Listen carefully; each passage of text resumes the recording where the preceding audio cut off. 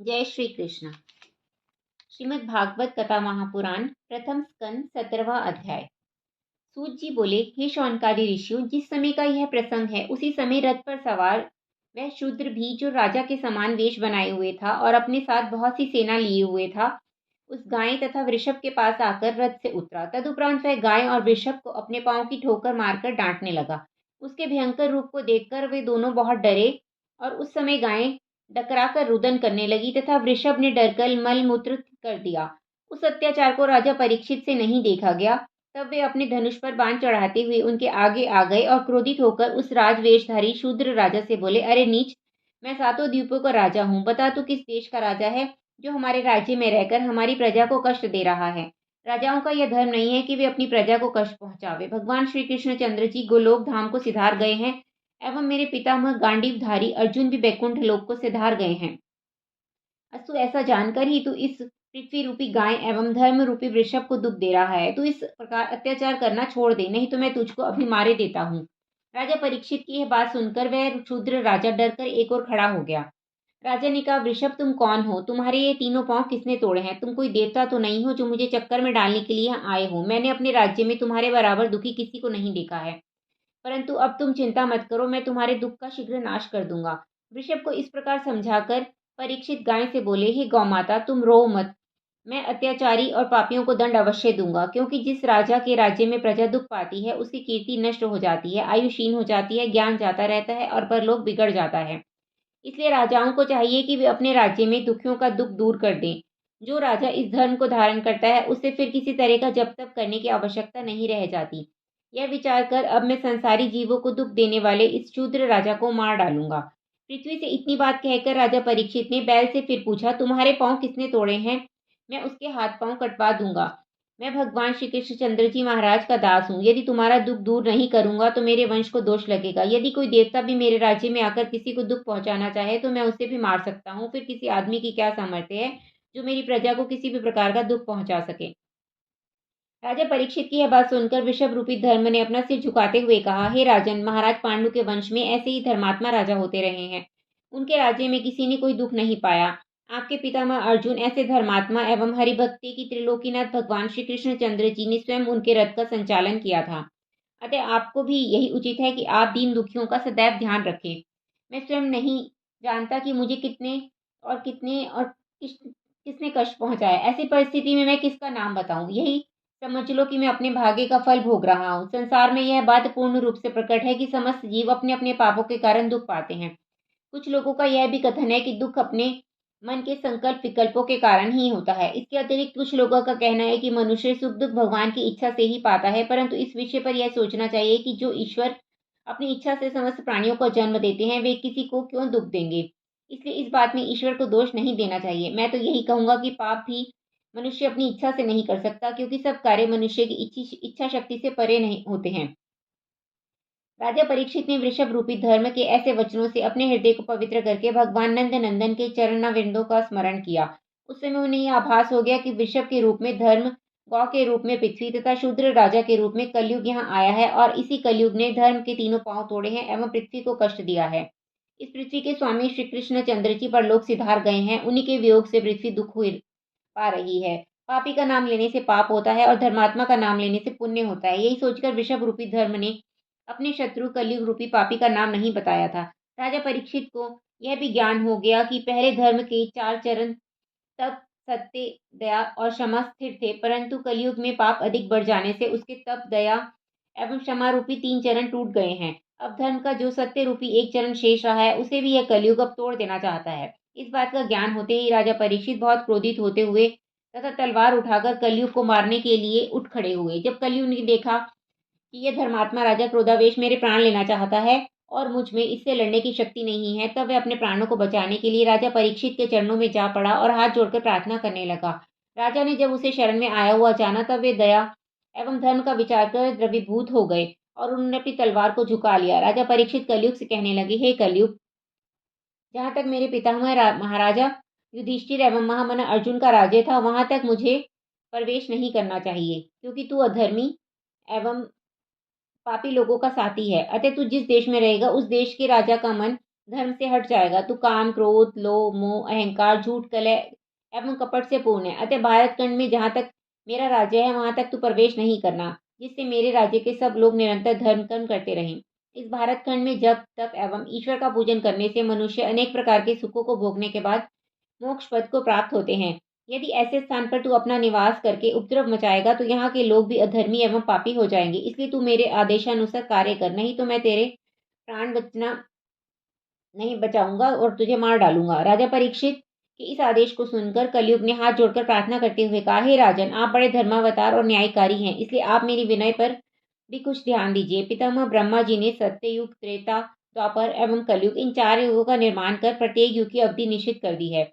इसमें सत्ययुग, त्रेता और द्वापर तो अपनी अवधि पूरी कर चुके हैं। अब मैं कलयुग ही शेष बचा हूँ। मेरा शासनकाल अब प्रारंभ हो गया है और आप मुझे ये आज्ञा दे रहे हैं कि आपके राज्य में मैं निवास ना करूं। आपका राज्य तो 7 द्वीपों में फैला हुआ है, अतः अब आप ही बताइए मैं कहाँ निवास करूं। इसके साथ ही आप यह भी ध्यान रखें कि ब्रह्मा जी ने 4 युगों की जो अवधि निश्चित कर दी है उसमें किसी प्रकार कोई परिवर्तन नहीं हो सकता। दूसरी बात यह है कि आपने मेरे अवगुणों को तो देखा परंतु मेरे गुणों को अभी तक नहीं जान पाए। मुझ में यह एक बहुत बड़ा गुण है कि सत्य युग में किसी राज्य में कोई एक मनुष्य भी पाप करता था तो उसका दंड राज्य के समस्त लोगों को भोगना पड़ता था। त्रेता युग में एक मनुष्य के अत्याचार करने पर उसका फल नगर के सब लोगों को मिलता था। इस प्रकार द्वापर में एक मनुष्य के अधर्म करने से समस्त कुटुंब के लोगों को उसका दंड भोगना पड़ता था। परंतु मेरे राज्यकाल कलयुग में जो मनुष्य पाप करता है मैं केवल उसी को पकड़कर उसके पाप करने वाले अंग को ही दंड देता हूँ।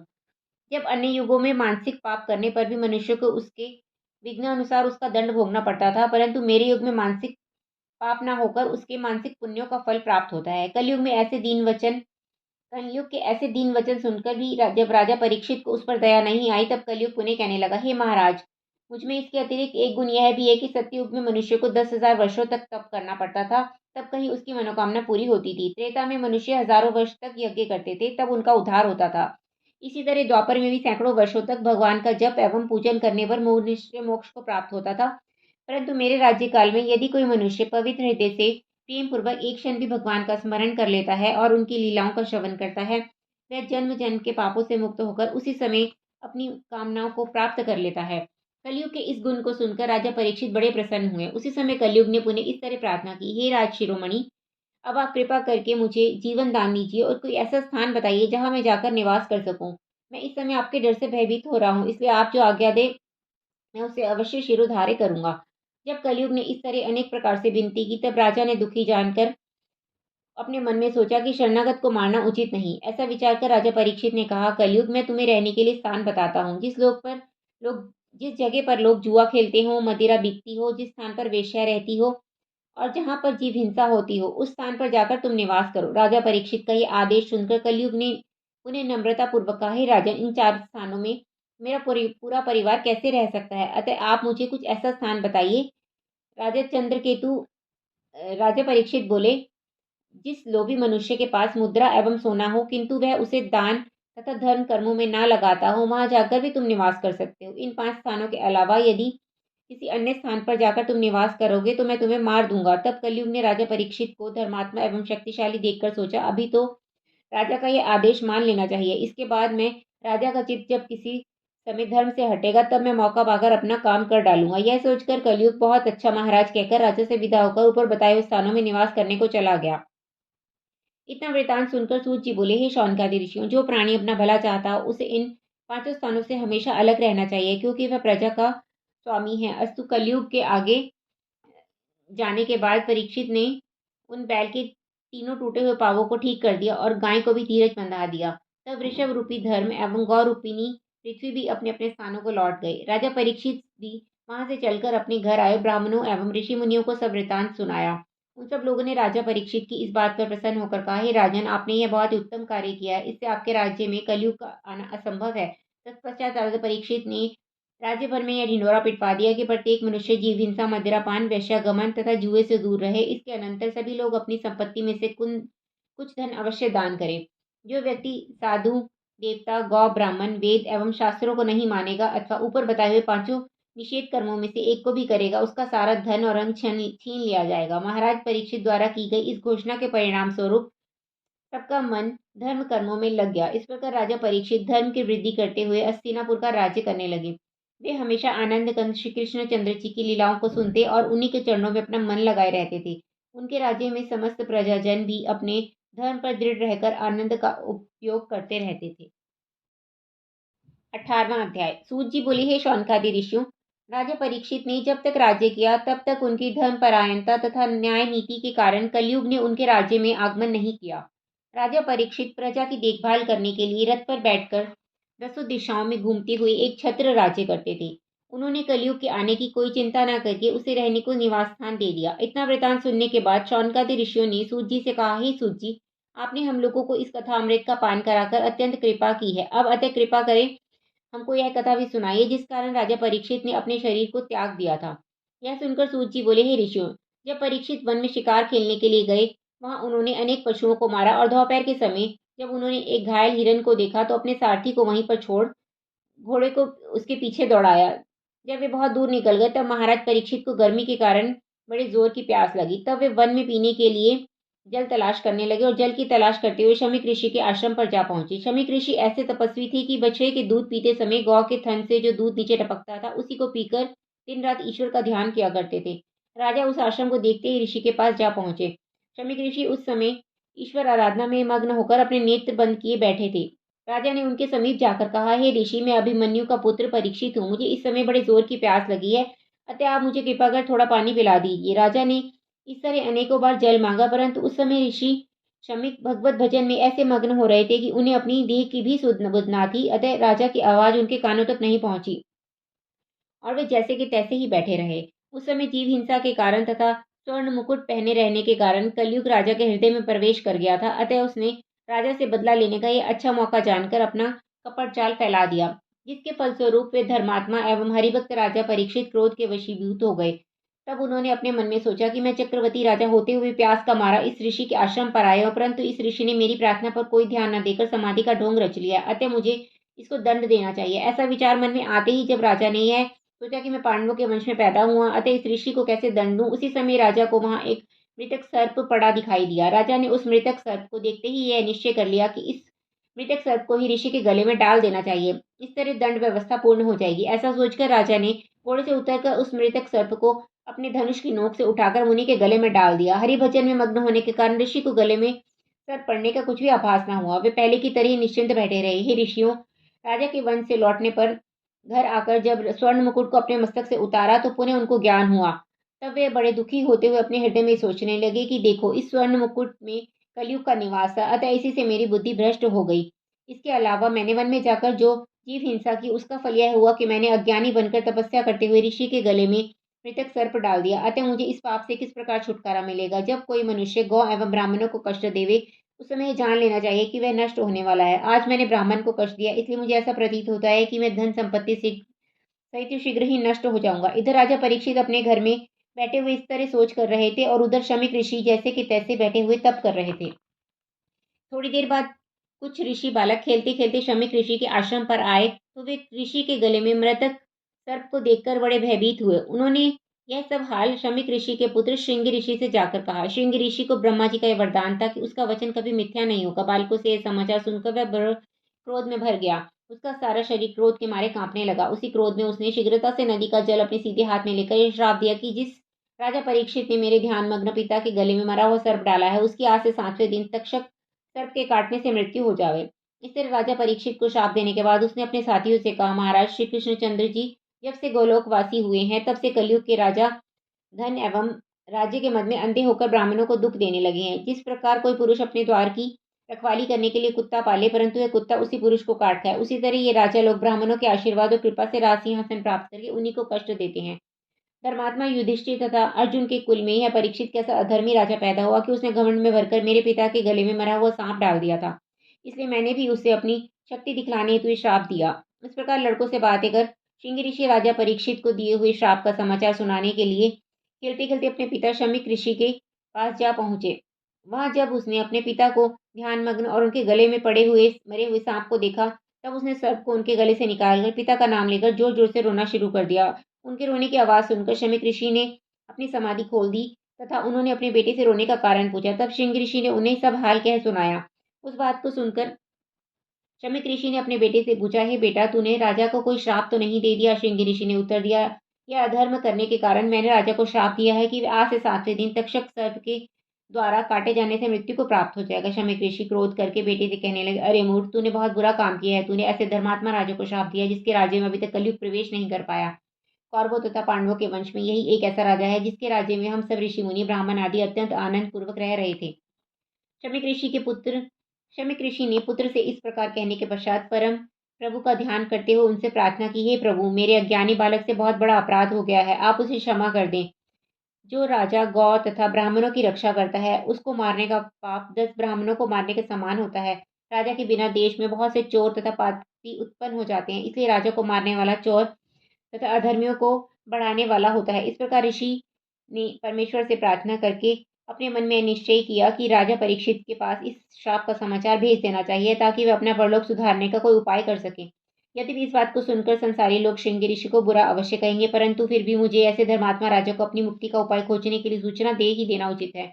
ऐसा निश्चय करके शमीक ऋषि ने अपने कुर्मुक नामक शिष्य से कहा कि तू राजा परीक्षित के पास जाकर उनको मेरा आशीर्वाद कहना। इसके बाद उन्हें यह बताना कि श्रृंगी ऋषि ने आपको 7वें दिन तक्षक द्वारा काटने पर मृत्यु होने का श्राप दे दिया है, इसलिए आप अपनी मुक्ति होने का कोई प्रयत्न कर लें। इतनी कथा सुनाने के बाद सूत जी बोले, हे शौनकादि ऋषियों, जो राजा परीक्षित अश्वत्थामा के ब्रह्मास्त्र से बच गया और जिसने धर्म एवं पृथ्वी की रक्षा करने के लिए कलयुग को अपने वशीभूत कर लिया, वही एक ब्राह्मण के शाप द्वारा मृत्यु को प्राप्त हो गया। राजा परीक्षित के मरने के बाद कलयुग ने समस्त विश्व में प्रवेश कर लिया। 19वां अध्याय। सूत जी ने कहा, हे शौनकादि, राजा परीक्षित शिकार से लौटकर अपने किए हुए अधर्म पर चिंतित बैठे हुए इस प्रकार विचार कर रहे थे कि मेरे बाद जो होंगे वे मेरे अधर्म का हाल सुनकर विप्रो एवं ऋषि मुनियों का अपमान करने से नहीं डरेंगे। अतः मेरे इस पाप के कारण यदि वे मुझे शाप दे देते अथवा किसी अन्य तरह से मेरे प्राण चले जाते तो मुझे इतना दुख ना होता, क्योंकि उस परिस्थिति में अन्य राजा ऋषि मुनि और ब्राह्मणों की शक्ति का अनुमान कर उन्हें दुख तो नहीं पहुंचाते। उसी समय शमीक ऋषि के शिष्य कुर्मुक ने उनके समीप जाकर कहा, हे राजन, शमीक ऋषि ने आपको आशीर्वाद देने के पश्चात यह भी कहला भेजा है कि जिस समय आप उनके आश्रम में गए थे उस समय समाधिस्थ होने के कारण उन्हें आपके आने तथा पानी मांगने का कुछ भी आभास नहीं हुआ था, परंतु आपने क्रोधावेश में उनके गले में जो मृतक सर्प डाल दिया उसका उन्होंने कोई बुरा नहीं माना है, बल्कि वे आपको जल न पिला सकने के कारण बड़े लज्जित हैं। परंतु उनके पुत्र श्रृंगी ऋषि ने अपने अज्ञानवश यह शाप दे दिया है कि आज से 7वें दिन तक्षक सर्प द्वारा काटने से आपकी मृत्यु हो जाएगी, अतः आप तुरंत ही अपनी मुक्ति का कोई उपाय सोच लीजिए। कुर्मुक द्वारा ऋषि के ऐसे वचन सुनकर राजा परीक्षित बड़े प्रसन्न हुए। वे हाथ जोड़कर कहने लगे, हे बंधुवर, श्रृंगी ऋषि ने मुझे यह शाप देकर मुझ पर बड़ी कृपा की है। अब तुम जाकर ऋषीश्वर से यह विनती करके मेरा प्रणाम कहना। तत्पश्चात राजा को यह दुख होने लगा कि इस अधर्म के बदले यदि मेरे प्राण तुरंत निकल जाते तो वह अधिक अच्छा था। इस शरीर को 7वें दिन तक और जीवित रहने की क्या आवश्यकता थी। इस प्रकार विचार करके राजा परीक्षित स्त्री पुत्र राज्य और धन आदि से मोह त्याग कर श्री नारायण जी की से भगवान का चिंतन करने लगे। उन्होंने सोचा, सांसारिक मोह में फंसे हुए मेरा इतना समय व्यर्थ ही चला गया। आज से 7वें दिन जब मैं तक्षक सर्प द्वारा काटने से मृत्यु को प्राप्त हो जाऊंगा, उस समय यह राज्य एवं संपत्ति स्वयं ही मेरा साथ छोड़ देगी। इसलिए मुझे उचित है कि मैं पहले ही इन सबसे मोह छोड़कर तीनों लोगों को पवित्र करने वाली श्री गंगा जी के किनारे पर जाकर निवास कर 7वें दिन तक उन ज्योति स्वरूप पर ब्रह्म परमेश्वर श्री श्याम सुंदर जी का भजन करके अपना परलोक सुधार लूं। ऐसा निश्चय करके अपने 14 वर्षीय पुत्र जनमेजय को राज्य तिलक कर सिंहासन पर बैठा दिया। तदंतर मंत्रियों को बुलाकर राज्य कार्य सौंपकर जनमेजय से कहा, हे पुत्र, तुम गौ ब्राह्मण की रक्षा करना और प्रजा को किसी प्रकार का दुख मत पहुंचाना। इतना कहकर राजा परीक्षित ने राजसी वस्त्राभूषणों को उतार डाला। तदुपरांत वे एक कोपीन धारण कर गंगा तट पर जा पहुंचे। उस समय राजा ने ब्राह्मणों को बहुत दान दिया। वे राजा के पीछे पीछे गंगा तट पर जा पहुंचे। राजा हरिद्वार में गंगा तट पर उत्तर दिशा की ओर मुख करके बैठकर अपने मन में संकल्प कर लिया कि मेरी आयु के जो 7 दिन बाकी रह गए हैं उनमें मैं किसी प्रकार का अन्न जल ग्रहण नहीं करूंगा। राजा का यह समाचार जिसने भी सुना वह अति दुखी हुआ। इधर राजा परीक्षित भगवान श्री श्याम सुंदर के चरणारविंदों का ध्यान कर अपने हृदय में विचार करने लगे कि ये 7 दिन यदि सत्संग में व्यतीत होते तो बहुत अच्छा होता। राजा के श्राप का हाल सुनकर ऋषि मुनि भी अत्यंत उदास हो गए थे। उनमें से अत्रि, वशिष्ठ, च्यवन, अरिष्टनेमि, भृगु, अंगिरा, पराशर, परशुराम, मेघातिथि, देवल, पिपलायन, भरद्वाज, गौतम, मैत्रेय, अगस्त्य, वेदव्यास, विश्वामित्र, कात्यायन, वामदेव तथा जमदाग्नि आदि अनेक ऋषि और महात्मागण राजा परीक्षित को धर्मात्मा समझकर उनसे भेंट करने के लिए गंगा किनारे पर आ पहुंचे। राजा ने उन्हें देखते ही दंडवत किया। प्रातः अर्घ्य दे आदि से सबका विधिवत पूजन कर आसन पर बिठाया। तदंतर राजा ने हाथ जोड़कर उनसे प्रार्थना की, महाराज, आप लोगों में से यदि किसी एक महात्मा का भी दर्शन प्राप्त हो जाए तो प्राणी मुक्त हो जाता है। मेरा अभाग्य है जो आप सबने कृपा कर मुझे मृत्यु से पूर्व अपना दर्शन देकर कृतार्थ किया है। हे प्रभु, जिस प्रकार आप सब पधारे हैं उसी प्रकार दया करके 7 दिन तक यहाँ और ठहरिए। आप लोगों के यहाँ रहने से मेरा मन संसारी मोह माया की ओर नहीं आएगा और आप लोगों का सत्संग पाकर 8 प्रहर प्रभु चर्चा में ही बीतेंगे। आप लोग निष्काम भाव से मेरा भला सोचकर यहाँ पधारे हैं, अतः आप लोग मुझे कोई ऐसा भी उपाय बताइए जिससे मैं इन 7 दिनों के भीतर आवागमन से छूट जाऊं। राजा परीक्षित की यह बात सुनकर उनमें से एक ऋषि ने कहा, हे राजन, तीर्थ स्थान का बहुत पुण्य कहा गया है, अतः तुम वही करो। दूसरे ऋषि ने कहा, तुम यज्ञ करो, उससे तुम्हारे संपूर्ण पाप नष्ट हो जाएंगे। तीसरे ने कहा, तुम ब्राह्मण को दान करो, दान से अधिक अन्य कोई धर्म नहीं है। चौथे ऋषि बोले, देवताओं का पूजन और मंत्र जप करने से संपूर्ण पाप दूर हो जाते हैं, अतः तुम्हारे लिए यह श्रेष्ठकर है। इस प्रकार सभी ऋषियों ने अपनी अपनी बुद्धि के अनुसार राजा को बहुत सारे उपाय बताए, परंतु किसी भी बात के लिए वह उचित ना ठहर रहा था। उस समय राजा परीक्षित ने हाथ जोड़कर इस प्रकार प्रार्थना की, हे ऋषीश्वरों, आप लोगों ने जो उपाय बताए हैं वे श्रेष्ठ हैं, परंतु इनके लिए समय की आवश्यकता है। मेरी मृत्यु में केवल 7 दिन ही शेष रह गए हैं, अतः आप लोग कोई ऐसा उपाय बताइए जो 1 सप्ताह में ही संपन्न हो सके। राजा की बात सुनकर सब ऋषि मुनि आपस में विचार विनिमय करने लगे। इतनी कथा सुनाकर सूत जी बोले, हे शौनकादि ऋषियों, राजा परीक्षित के शाप का समाचार सुनकर जब देव ऋषि नारद उनसे भेंट करने के लिए गंगा तट पर आ रहे थे, उस समय मार्ग में उनकी भेंट श्री शुकदेव जी से हो गई। श्री शुकदेव जी ने उन्हें देखकर पूछा, हे नारद जी, आप इस समय शीघ्रता पूर्वक कहाँ चले जा रहे हैं? तब नारद जी ने उन्हें राजा परीक्षित के श्राप का सब हाल सुनाते हुए कहा, हे महात्मन, अन्य जो ऋषि मुनि राजा परीक्षित के पास भेंट करने के लिए गए हैं वे राजा को मुक्त होने के लिए तप, दान आदि धर्म कार्य करने की बात सुनाएंगे, परंतु राजा परीक्षित इन थोड़े दिनों में किसी कार्य को भी संपन्न नहीं कर पाएंगे। इसलिए आप कृपा कर राजा परीक्षित के पास चलिए एवं उन्हें श्रीमद् भागवत का सप्ताह पारायण सुनाकर भव सागर से पार कर दीजिए। नारद जी की बात सुनकर जब श्री सुखदेव जी ने राजा के पास जाना स्वीकार नहीं किया, तब नारद जी बोले, हे सुखदेव जी, मार्ग में आते समय मैंने यह दृश्य देखा है कि नेत्रों वाला एक मनुष्य कुएं के समीप बैठा था। उसी समय एक अंधा आदमी उस स्थान पर आया और कुएं में गिरकर मर गया। उस आंख वाले आदमी ने उसे कुएं की ओर जाने से रोका तक नहीं। अतः जब यह समाचार उस देश के राजा ने सुना तो उसने आंख वाले मनुष्य को बहुत दंड दिया, क्योंकि उसने नेत्रहीन आदमी को कुएं की ओर जाने से नहीं रोका। अब कृपा कर यह बताइए, उस आंख वाले ने अनुचित किया था या नहीं? सुखदेव जी ने उत्तर दिया, हे नारद, उस आंख वाले ने निश्चय ही बड़ा अधर्म किया था, जो उसने नेत्रहीन आदमी को कुएं की ओर जाने से नहीं रोका, उसको कुएं में गिर जाने दिया। श्री सुखदेव जी के मुख से यह वचन सुनकर नारद जी ने फिर कहा, हे सुखदेव जी, राजा परीक्षित अपनी मुक्ति का उपाय नहीं जानता है। ऐसी हालत में यदि आप उसे मार्ग नहीं दिखाएंगे तो उसके नरक में जाने का पाप आपको लगेगा। श्री नारद जी की यह बात सुनकर श्री सुखदेव जी ने राजा के पास जाना स्वीकार कर लिया और बोले, हे नारद जी, आपके विचारानुसार अब मैं चलने के लिए उपस्थित हूँ। आप तब तक चलें, मैं भी पीछे पीछे से आ रहा हूँ। यह सुनकर नारद जी प्रसन्न हो श्री सुखदेव जी से विदा मांगकर राजा परीक्षित के पास चल दिए। सूत जी ने कहा, हे ऋषियों, जिस समय संपूर्ण ऋषि मुनि राजा परीक्षित के लिए 7 दिन के भीतर प्राप्त होने वाली मुक्ति का उपाय सोच रहे थे, उसी समय 15 वर्ष की आयु वाले परम तेजस्वी परमहंस श्री सुखदेव जी राजा परीक्षित के पास दर्शन देने पधारे। उस समय राजा परीक्षित के मन में यह संदेह उत्पन्न हुआ कि इन वयोवृद्ध ऋषियों के बीच महाराज सुखदेव जी सबसे कम उम्र के हैं, तब यह क्या कारण है जो सभी लोग ऋषि मुनि इन्हें अत्यंत आदरपूर्वक सबसे ऊंचे स्थान पर बिठा रहे हैं? हाँ, इसके तेज से तो अवश्य ऐसा मालूम होता है कि ये गुण में सबसे अधिक हैं। ऐसा मन ही मन विचार कर राजा परीक्षित ने श्री सुखदेव जी महाराज को दंडवत किया।